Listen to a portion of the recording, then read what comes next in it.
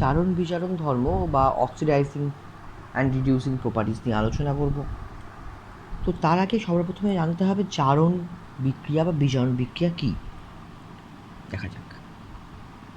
জারণ বিক্রিয়া জারণ বিক্রিয়া বলতে কি বোঝায়?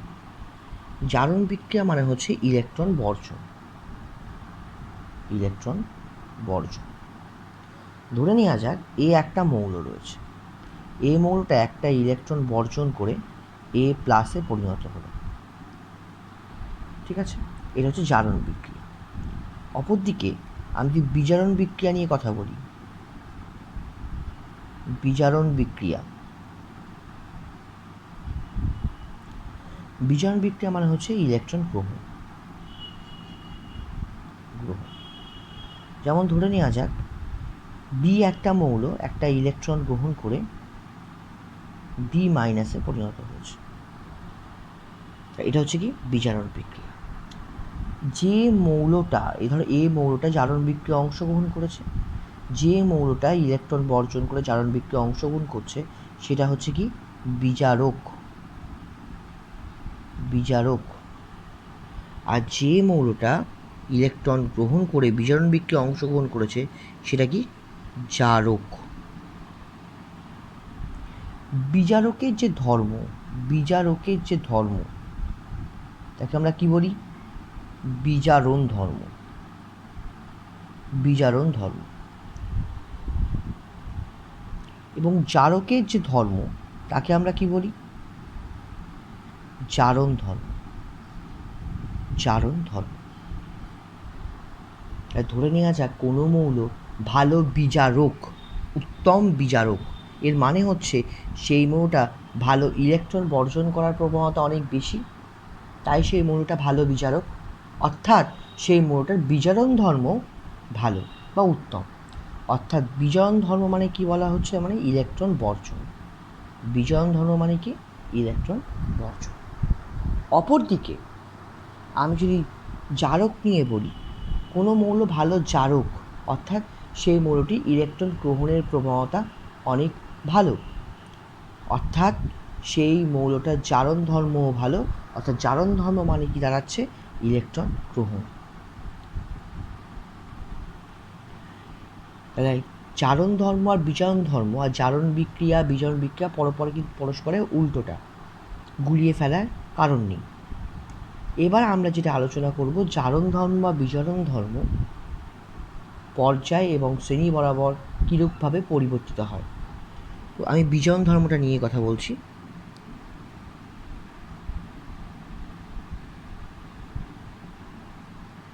বিজারণ ধর্ম মানে হচ্ছে ইলেকট্রন বর্জন। ইলেকট্রন বর্জন, ইলেকট্রন বর্জনের প্রবণতা পর্যায় বরাবর চিন্তা করা হচ্ছে। পর্যায় বরাবর, পর্যায় বরাবর তো বাম দিক থেকে ডান দিকে যাব। বাম দিক থেকে ডান দিকে যাওয়া হচ্ছে। আকার কি হচ্ছে? মৌলগুলোর আকার, মৌলের আকার ক্রমশ হ্রাস পাচ্ছে। ক্রমশ হ্রাস পাচ্ছে। আকার যদি ক্রমশ হ্রাস পায় তাহলে আকর্ষণ বল কী হবে? আকর্ষণ বল ক্রমশ বৃদ্ধি পাবে। আকর্ষণ বল ক্রমশ বৃদ্ধি পাচ্ছে। যদি আকর্ষণ বলও ক্রমশ বৃদ্ধি পায় তাহলে আমি কী বলতে পারি? ইলেকট্রন বর্জনের প্রবণতা বাড়বে না কমবে? ইলেকট্রন বর্জনের প্রবণতা অবশ্যই হ্রাস পাবে, কারণ আকর্ষণ বল তো বৃদ্ধি পাচ্ছে বা নিউক্লিয়াস তাই ইলেকট্রনগুলোকে খুব ভালোভাবে আকর্ষণ করে আছে, তাহলে ইলেকট্রন বর্জনের প্রবণতা,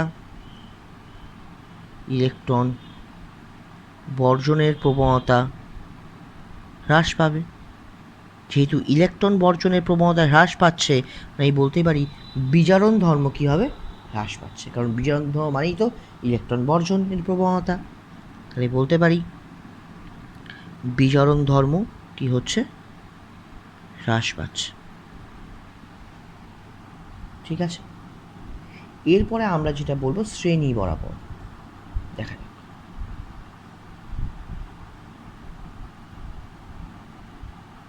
শ্রেণী বরাবর।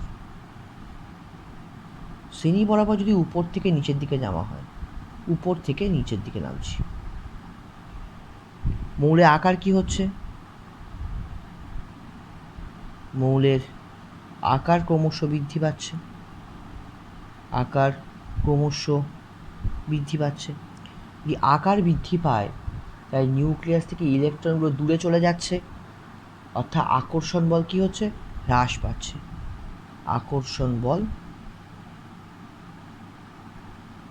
ক্রমশ হ্রাস পাচ্ছে।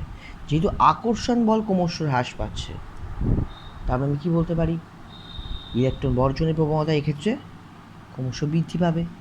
ইলেকট্রন বর্জনের প্রবণতা, ইলেকট্রন বর্জনের প্রবণতা, বর্জনের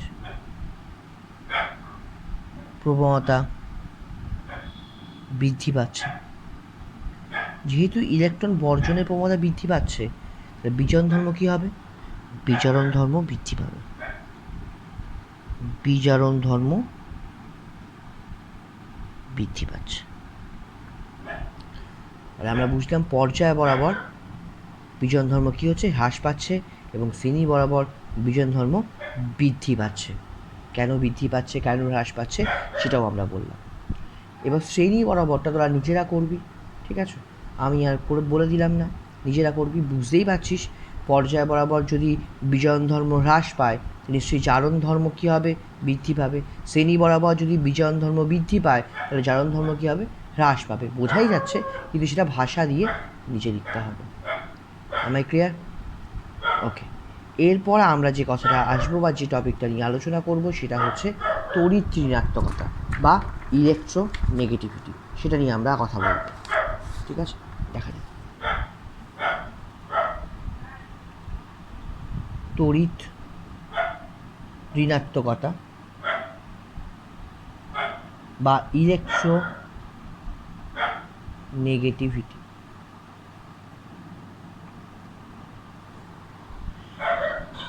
তাই তড়িৎ ঋণাত্মকতা কী বোঝানো হয় সেটা আগে বলি। তড়িৎ ঋণাত্মকতা হচ্ছে তার দুটো পরমাণু সমযোজী বন্ধনের মাধ্যমে আবদ্ধ আছে। দুটো পরমাণু সমযোজী বন্ধনে আবদ্ধ আছে। এখন কোনো একটি পরমাণু তার নিজের যে ধর্মের জন্য বন্ধন ইলেকট্রন জোড়কে নিজের দিকে আকর্ষণ করে। তাই বোঝা গেল না? একটু ভালো করে বলি। ধর এ আর বি সমযোজী বন্ধনে আবদ্ধ, এ আর বি দুটি পরমাণু সমযোজী বন্ধনে আবদ্ধ। তাহলে এখন সমযোজী বন্ধন তৈরি করার জন্য দুটো ইলেকট্রন থাকবে অবশ্যই।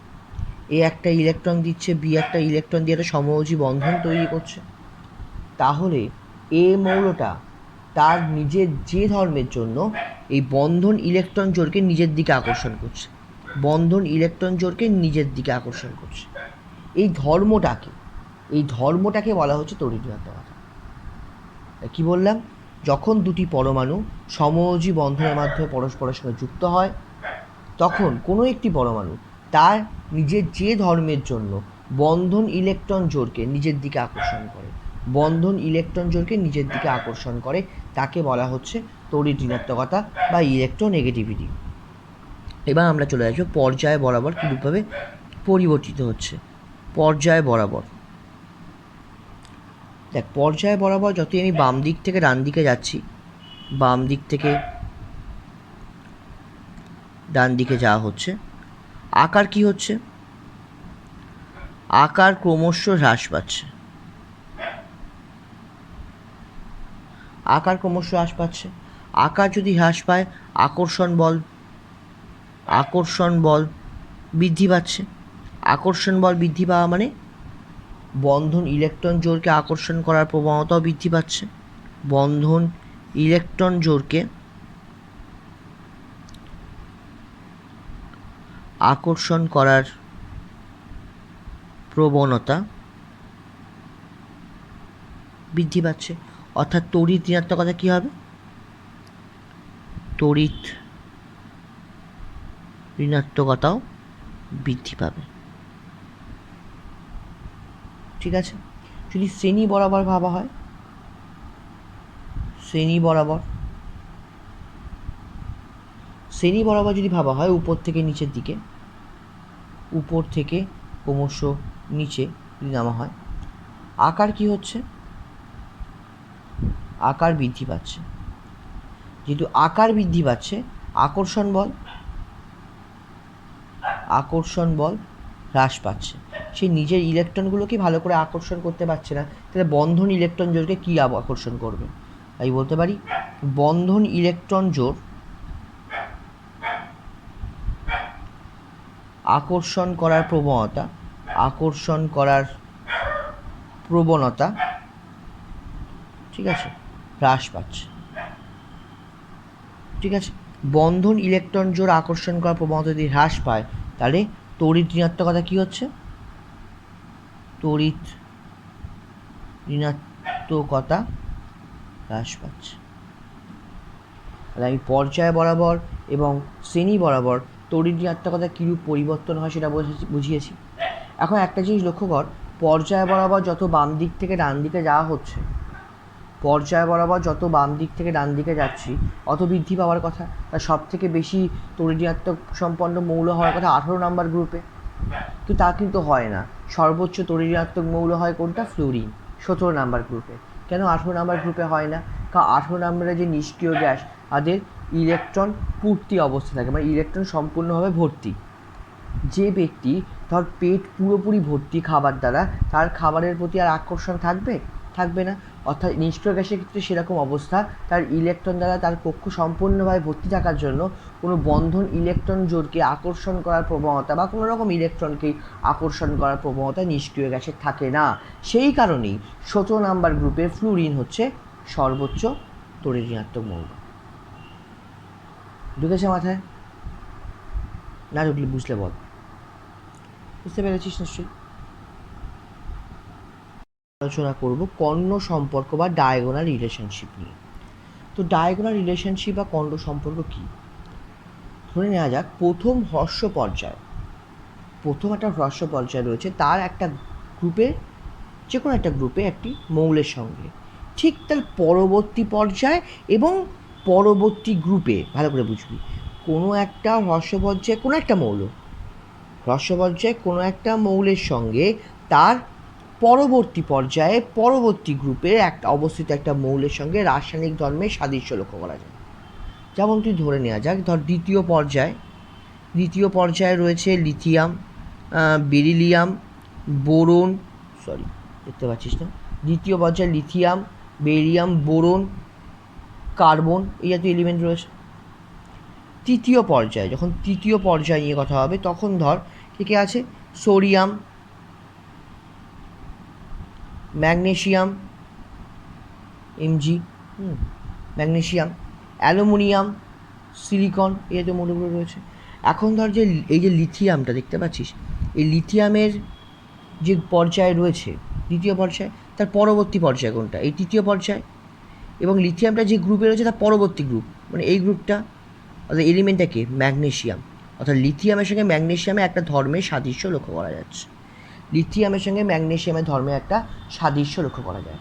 বেরিলিয়ামের সঙ্গে অ্যালুমিনিয়ামের ধর্মে একটা সাদৃশ্য লক্ষ্য করা যায়। বোরনের সঙ্গে সিলিকনের ধর্মে একটা সাদৃশ্য লক্ষ্য করা যায়। বুঝতে পারছি? এগুলো কোনাকুনি অবস্থান করছে। যদি আমি এটাকে চতুর্ভুজ হিসেবে কল্পনা করে নিতে পারি, দেখ লিথিয়াম ম্যাগনেসিয়াম একটা চতুর্ভুজে কর্ণ বরাবর অবস্থিত, তাই এই লিথিয়াম ও ম্যাগনেসিয়ামের মধ্যে যে সম্পর্কটাকে সম্পর্ক বলতে পারি, কিংবা লিথিয়াম ম্যাগনেসিয়ামের মধ্যে যে রাসায়নিক ধর্মের সাদৃশ্যটা রয়েছে, এই জাতীয় যে সম্পর্ক, একে আমরা কর্ণ সম্পর্ক বা ডায়াগোনাল রিলেশনশিপ বলতে পারি। কর্ণ সম্পর্ক বা ডায়াগোনাল রিলেশনশিপ, ঠিক আছে? বেরিলিয়াম অ্যালুমিনিয়ামের ক্ষেত্রে, বোরন সিলিকনের ক্ষেত্রে একটা ডায়াগোনাল রিলেশনশিপ বর্তমান। কে বললাম? বোঝা গেছে? কোনো হ্রস্ব পর্যায়ে থাকা কোনো একটা মৌলের সাথে তার পরবর্তী পর্যায়ে পরবর্তী গ্রুপে অবস্থিত কোনো মৌলের রাসায়নিক ধর্মের যে সাদৃশ্য লক্ষ্য করা যাচ্ছে, সেটাই হচ্ছে কর্ণ সম্পর্ক। এবং এইটাতে কী দেখা যাচ্ছে?